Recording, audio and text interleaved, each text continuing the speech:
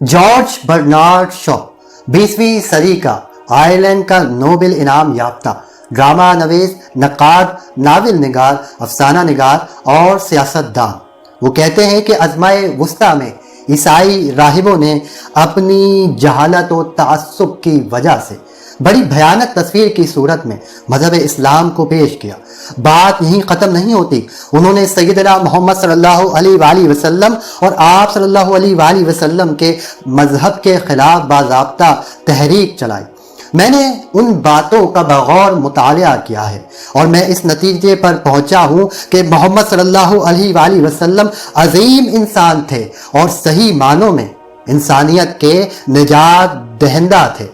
आने वाले 100 सालों में हमारी दुनिया का मजहब इस्लाम होगा, मगर मौजूदा ज़माने का इस्लाम नहीं, बल्कि वो इस्लाम होगा जो मोहम्मद सल्लल्लाहु अलैहि वसल्लम के ज़माने में दिलों, दिमागों और रूहों में जागुज़ी था।